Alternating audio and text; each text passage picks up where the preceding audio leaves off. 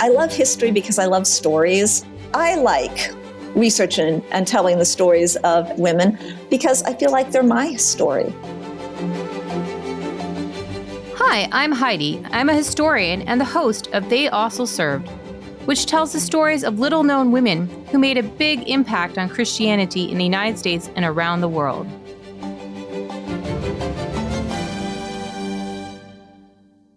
I love digging in archives and looking at old books and manuscripts and uncovering the stories of people, especially women who have often been overlooked, but whose lives continue to impact us today, which is why I created this podcast.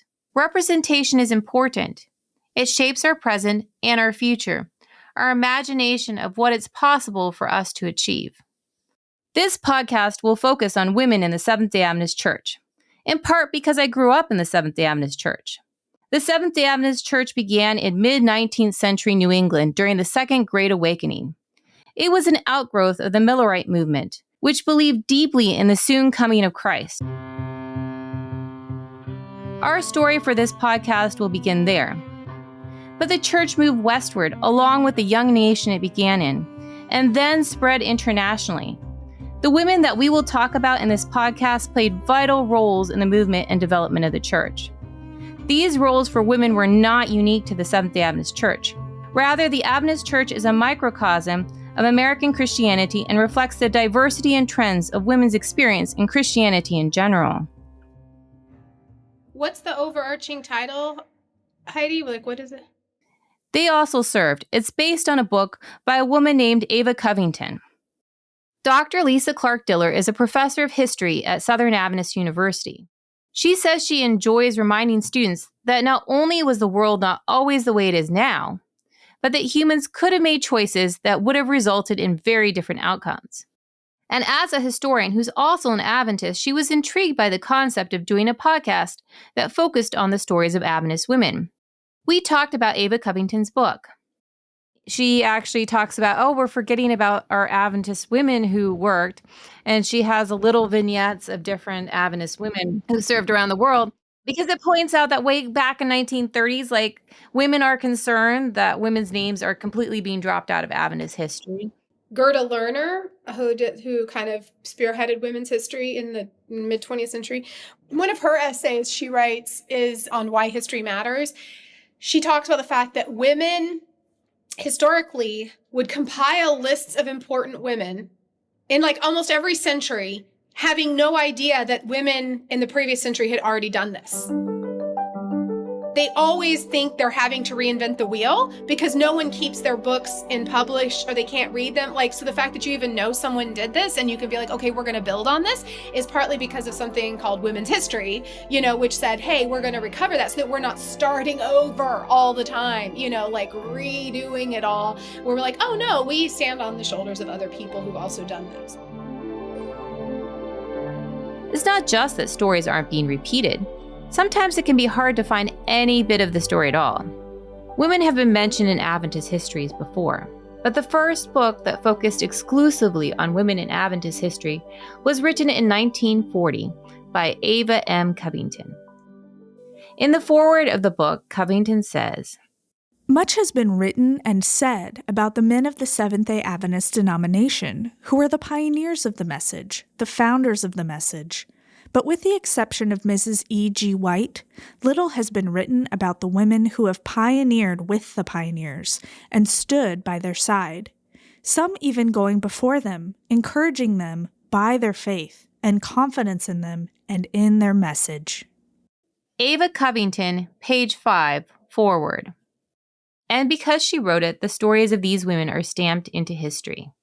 The book is short, it's under 200 pages, and covers the stories of only 15 women, including Ellen White, who she mentions much has been already written on. But as our team was discussing this book and getting to know the stories inside it, we started to wonder, who is Ava Covington? This woman who so painstakingly researched and preserved the stories of these other women. Where is her story? The book doesn't have an about the author section, and it doesn't even tell us what Ava's qualifications were. Whether she was a writer, a teacher, an archivist, or just a woman who had a special interest in Adventist history. Why didn't Ava Covington have her own listing in any of our books about Adventist history? We found the answer in one of the final lines of the foreword in her book. But these particular ones were chosen not as the most outstanding women of the denomination, although undoubtedly some were, but rather because of the availability of the biographical material. The missing pages of Ava Covington Wall's story are a good example of why women's stories are often missing from history books, from historiography. Historiography is a word that literally means the writing of history. It refers to the study of how history was written, who wrote it, and what factors influenced how it was written. It's not that women didn't do things, it's that for various reasons, nobody bothered to write it down. Finding information on Ava's life in the Adventist archives is challenging. Like most American women, Ava changed her last name when she got married. Her husband's last name was Wall. Ava didn't get married until later in life. She was 41. But it does mean tracking down information on her, and most married women can become very difficult when their name changes. This is a frequent challenge for historians of women's history, because the women who do write often highlight the contributions of others, and especially the men in their lives. Often, their contributions disappear and are subsumed or attributed to their significant other. Another challenge of finding records of Ava's story is that she didn't have any children to write memoirs of her or keep the memory of her story alive. One of the problems is simply that these women are not talking about themselves very much. This is Laura Wibberding. So unless they write an autobiography, we lose a lot. Or if they actually write reports about what they're doing and put these in Adventist periodicals. Laura is an assistant professor of history at Pacific Union College in Angwin, California, and we'll talk with her in episode 5. It appears that women are much more important in the history of the Christian church than is usually been shown in history books. Oftentimes the theologians, the leaders of women, are barely mentioned or they're given cursory mention.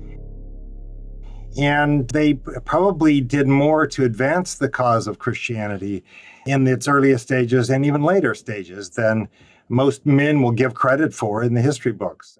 This is Dr. Ed Allen, who teaches at Union Adventist University, formerly Union College. What are some of the challenges that we find researching women in Christianity? Well, a part of it is the paucity of sources. There's just not a lot of information out there. Oftentimes you have to go searching in diaries or make a special effort to find information that isn't readily available otherwise. That makes it difficult to make the case that a particular woman had a significant impact on the advancement of the church. One woman we do have a lot of information on is Ellen White. She appears in many books about the history of American Christianity. Not just the ones focusing on women, and not just ones focusing on Adventist history where she's featured prominently. One book profiling prominent women who shaped Christianity from the death of Jesus to today regards Ellen White as one of the most influential women in American Christianity in the 19th century. In 2014, Ellen White appeared on a list of the 100 most influential Americans of all time, with the likes of Frank Lloyd Wright, Sacagawea, Martin Luther King Jr., Oprah Winfrey, Billy Graham, and Jimi Hendrix. How did they determine the influence of these 100 Americans? Math. 2 computer science researchers used an algorithm to analyze hundreds of thousands of Wikipedia listings and over 15 million books scanned by Google to determine, quote, how vividly he or she remains in our collective memory.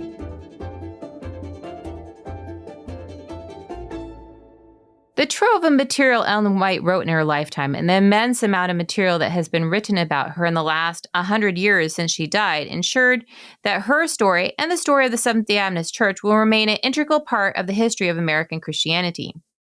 There are many women who also contribute a significant amount to the cause of the gospel in the Adventist Church, whether it be through teaching, writing, financial donations, traveling across the world to serve new communities as a missionary, serving in the medical field when modern medicine was first emerging, or working as an administrator or in their local church.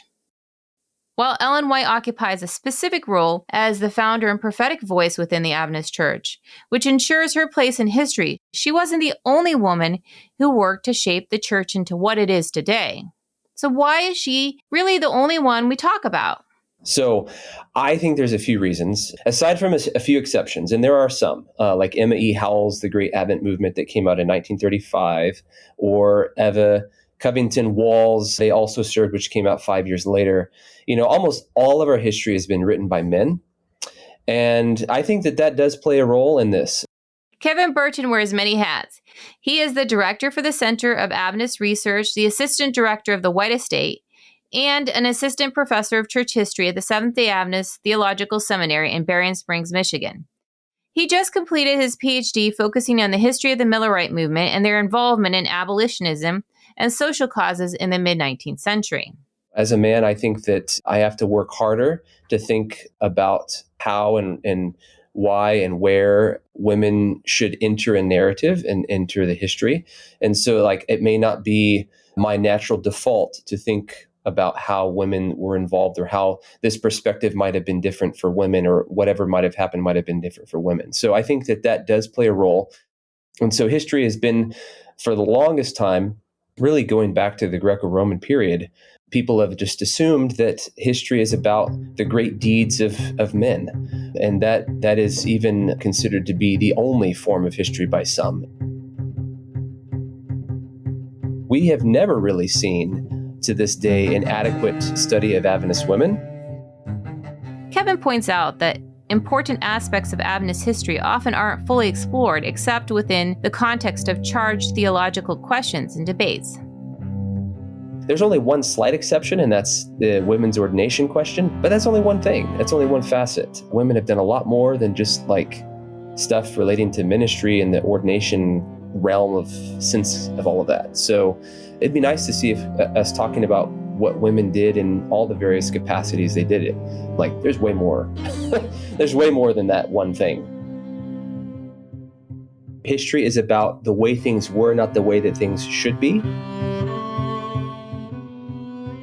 But maybe we haven't quite convinced you why the stories of Adventist women matter. If they really impacted the church as much as we say they did, we wouldn't have to work so hard to make their stories known, would we? And they've been left out of history books for so long and we've done okay. Why start talking about them now?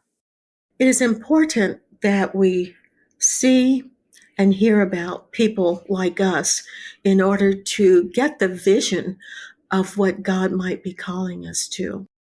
Dr. Ella Simmons is a living first.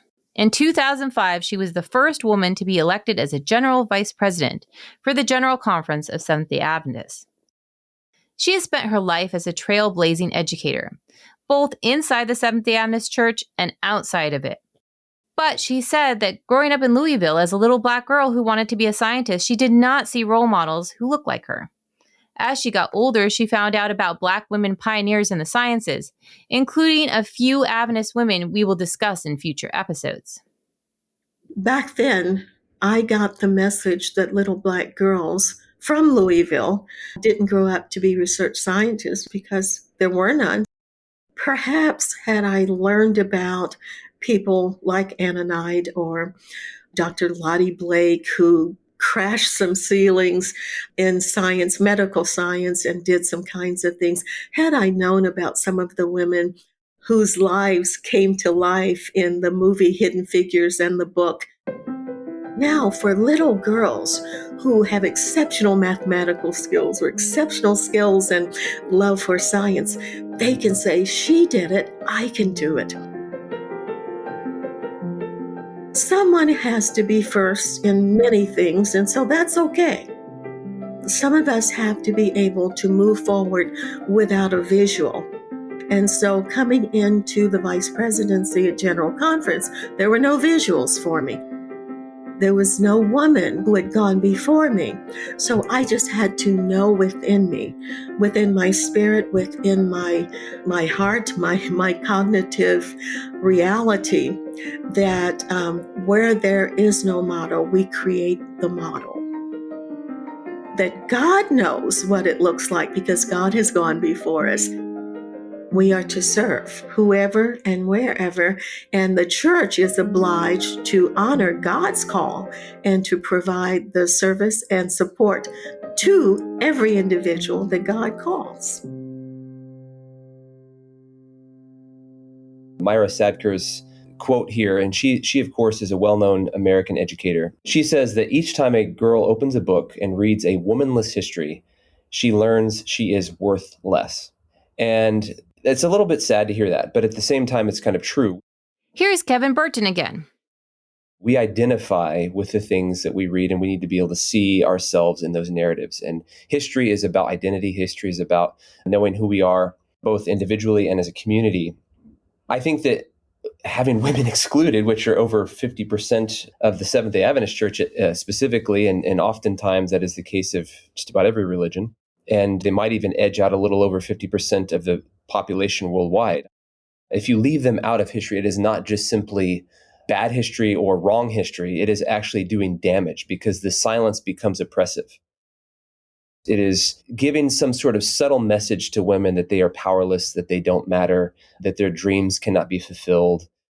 To leave women out of history is more than just simply bad history. It's more than simply wrong history. It is actually oppressive and damaging. And so I think that those are some of the reasons why studying women in the past, in whatever capacity that was, and in every capacity, is vital to everyone.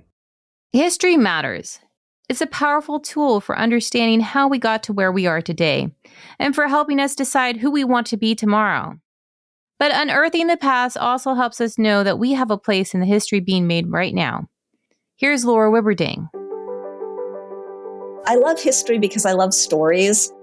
I like researching and telling the stories of Adventist women because I feel like they're my story.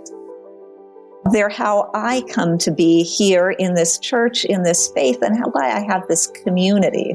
I love this community. Women traditionally build communities. This is how we build relationships. We make space for people to be at home. And so women have contributed in many ways. And as I've noticed my own thinking expand on valuing the contributions of women, I like looking at women's contribution and valuing them not just for the things they do that men did also, but the things they did that were traditionally feminine in nature. And then they went out and they worked together. And in this period of time in Adventist history, you almost have this cooperative partnership where it seems like the young men and the young women, they might not get paid the same, but they're more used to working together and being partners in the work. And then this changes as women get moved out of leadership. What are the wonderful opportunities we have in our era is to reclaim some of that cooperative relationship where men and women value each other's strengths, work together, learn together, and because we have a shared passion, we can have a shared work together. I guess I really like that the Adventist story is full of women's stories because it's my story too. It adds value to what I contribute. I have access to it. And what I do matters because what they did matters.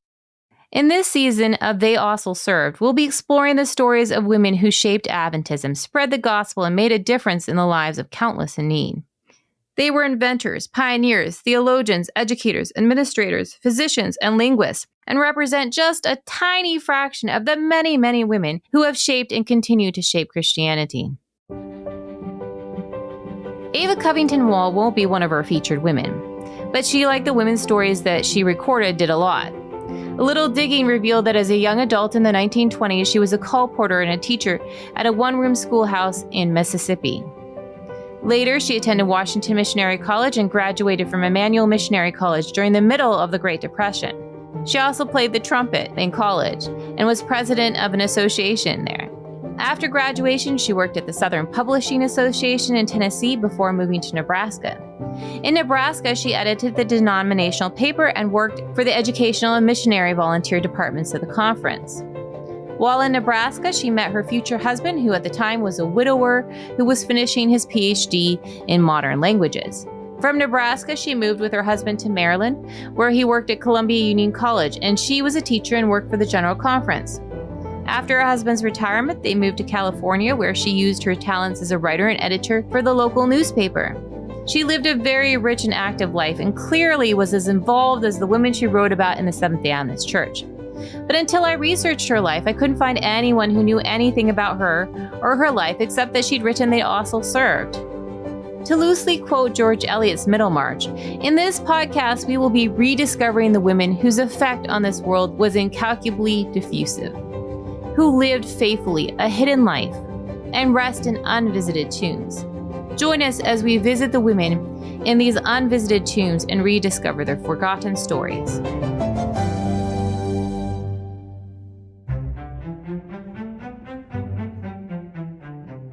They Also Served is researched and hosted by Heidi Olson Campbell. Thank you to our guests on today's episode, Laura Wibberding, Lisa Clark Diller, Ed Allen, Kevin Burton, and Ella Simmons. This episode was written and produced by Heidi Olson Campbell and Heather Moore. They Also Served is edited by Nina Velato. Cover art and social media by Chelsea Ernina. Stephen Husett is our equipment extraordinaire. And thank you to the Adventist Learning Community for making They Also Served possible.